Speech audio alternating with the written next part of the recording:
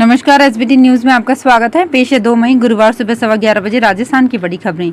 लोकसभा चुनाव राजस्थान में खत्म हो चुके हैं, लेकिन प्रदेश कांग्रेस अपने नेताओं के चुनावी प्रबंधन और प्रचार में जुटने को लेकर रिपोर्ट ले रही है। ब्लॉक स्तर से मंडल, जिला और प्रदेश पदाधिकारियों के चुनाव प्रचार में जुटने, उदासीन रहने और यदि कोई कहीं भीतरघात में लिप्त रहा तो उसकी जानकारी ली जा रही है। पार्टी को इस तरह की कई शिकायतें भी मिल चुकी है। इस पर संबंधित से स्पष्टीकरण भी लिया जा रहा है। राजस्थान में बिजली कंपनियां 1 लाख करोड़ से अधिक के घाटे में चल रही हैं। उपभोक्ताओं को दी जा रही मुफ्त बिजली के फेर में घाटे में चल रही बिजली कंपनियों के लिए गरीबी में आटा गीला वाली स्थिति हो रही है। हालांकि सरकार कंपनियों को घाटे से उबारने के लिए विभिन्न प्रयास करने की बात कह रही है, लेकिन अब सबसे बड़ा सवाल यह है कि पूर्ववर्ती सरकार ने राज्य के घरेलू और कृषि उपभोक्ताओं को बिजली के बिल में जो राहत दी थी, क्या वो राहत लोकसभा चुनाव के बाद भी जारी रहेगी? राज्य सरकार की ओर से विधानसभा में विधायकों के प्रश्नों के दिए गए जवाबों से इस तरह के संकेत मिल रहे हैं कि लोकसभा चुनाव तक तो ये राहत जारी रहेगी, लेकिन इसके बाद उपभोक्ताओं को बिजली में करंट का झटका लग सकता है। राजस्थान मुख्यमंत्री भजनलाल शर्मा चुनावी दौरे पर झारखंड में हैं, जहां उन्होंने हजारीबाग में भाजपा प्रत्याशी मनीष जायसवाल की नामांकन सभा को भी संबोधित किया। उन्होंने कहा कि प्रधानमंत्री मोदी के नेतृत्व में देश आगे बढ़ रहा है। देश में बीजेपी की लहर चल रही है। झारखंड की सभी सीटें भाजपा जीतेगी। राजस्थान में भी हम सभी 25 सीटें जीतने जा रहे हैं। मैं राजस्थान की उस माटी से आया हूँ जहाँ महाराणा प्रताप का शौर्य, राजस्थान शक्ति और भक्ति की धरती है। राजस्थान महाराजा सूरजमल और पन्नाधाय की धरती है। हजारीबाग की जनता 3 बार से बीजेपी को जीत दिलवा रही, ऐसी जनता को मेरा नमन है।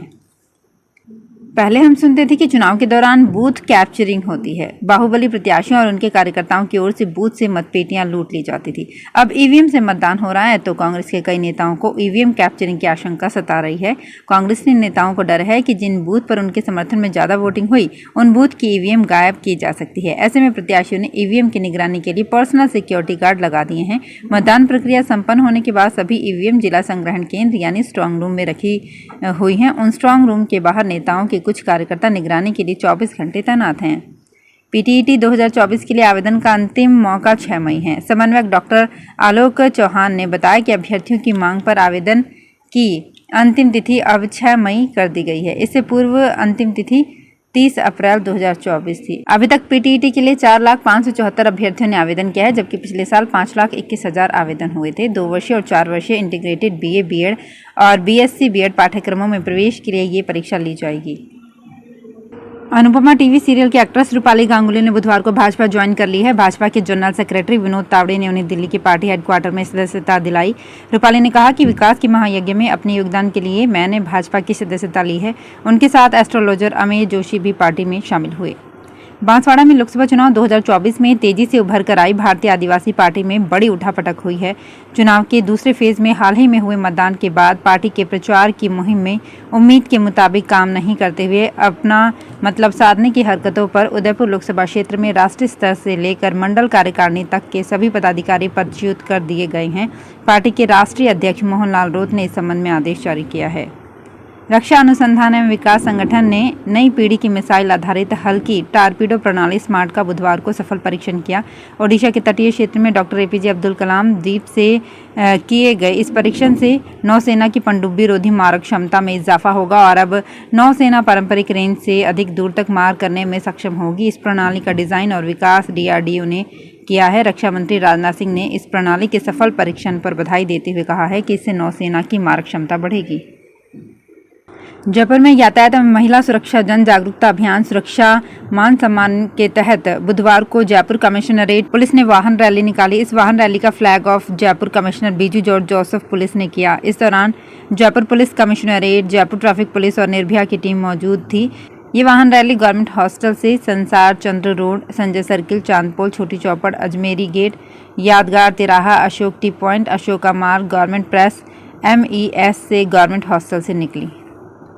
भारत में लोकसभा चुनाव चल रहे हैं और अब तक 2 राउंड की वोटिंग हो चुकी है। इस बीच सत्ताधारी दल भाजपा ने दुनिया के 10 देशों की 18 पार्टियों को न्योता दिया है। इन दलों को भारत में चुनाव की प्रक्रिया और राजनीतिक दलों का प्रचार देखने के लिए बुलाया गया है। भारत की यात्रा पर आए 10 देशों के 18 राजनीतिक दलों के प्रतिनिधि पार्टी अध्यक्ष JP नड्डा और विदेश मंत्री S जयशंकर सहित पार्टी के कई नेताओं से बातचीत करेंगे। विदेश के जिन दलों को न्योता मिला है उनमें ऑस्ट्रेलिया के liberal party, Vietnam communist party और बांग्लादेश की अवामी लीग प्रमुख हैं। नागौर के परबसर उपखंड क्षेत्र के बस्सी ग्राम पंचायत की तन में स्थित सीरियास के गुर्जरों का बास में रहस्यमय ढंग से रोजाना आग लगने की वारदात हो रही है। सोमवार दोपहर 3 बजे बाद से ही जगह जगह आग लगने की घटनाएं हो रही हैं। आग लगने के कारणों का पता नहीं चल रहा है। ग्रामीणों में कौतूहल और भय का मिश्रित माहौल है। पुलिस और प्रशासन के नुमाइंदे भी आग लगने की घटनाओं से सकते में हैं। हालांकि अभी तक कोई जनहानि नहीं हुई है, लेकिन लोगों के कच्चे मकान और अन्य सामग्री का काफी नुकसान हुआ है।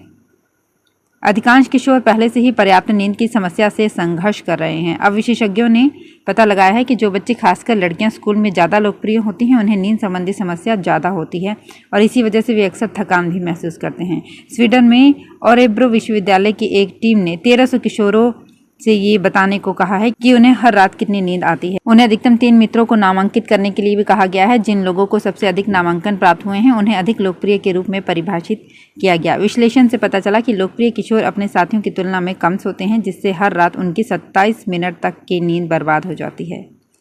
राजस्थान माध्यमिक शिक्षा बोर्ड हर साल छात्र छात्राओं की परीक्षा शुल्क में बढ़ती महंगाई के हिसाब से बढ़ोतरी कर रहा है। पर बात विद्यार्थियों की उत्तर पुस्तिका जांच की करें तो स्थितियां ये है कि 7 वर्ष से शिक्षकों की मानदेय में 1 रुपए की भी बढ़ोतरी नहीं की गई है। शिक्षक संगठनों की ओर से बार बार मुद्दा सरकार और निदेशालय प्रेषित किया जा रहा है। इसके बावजूद बोर्ड मानदेय वृद्धि से दूरी बनाए हुए है। राजस्थान के 35,000 से ज़्यादा प्राइवेट स्कूलों में फ्री एडमिशन के लिए अब स्टूडेंट्स 10 मई तक आवेदन कर सकते हैं। ये ऑनलाइन आवेदन कर सकते हैं। शिक्षा विभाग ने बुधवार को प्रस्तावित राइट टू एजुकेशन की लॉटरी को निरस्त कर आवेदन की प्रक्रिया को 10 दिन और बढ़ा दिया है। ऐसे में पेरेंट्स अपने बच्चों के 10 मई तक ऑनलाइन आवेदन कर सकेंगे। आवेदन के बाद 13 मई को राइट टू एजुकेशन सत्र 2024-25 की ऑनलाइन लॉटरी निकाली जाएगी। इसके आधार पर स्टूडेंट्स को एडमिशन दिया जाएगा।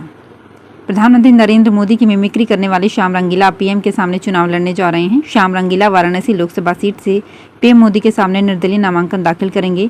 उन्होंने अपने एक्स अकाउंट पर भी पोस्ट शेयर की। इस पर जब उनके इस फैसले को लेकर बातचीत की गई, रंगीला ने कहा, मैं 2014 तक नरेंद्र मोदी का भक्त था, लेकिन पिछले 10 साल में उन्होंने जिस तरह से कामकाज किया है, इससे मैं पूरी तरह से हताश और निराश हूँ। यही कारण है कि मैंने उनके सामने चुनाव लड़ने का फैसला किया है। तो फिलहाल इस बुलेटिन में इतना ही। फिर हाजिर होंगे कुछ और बड़ी खबरों के साथ।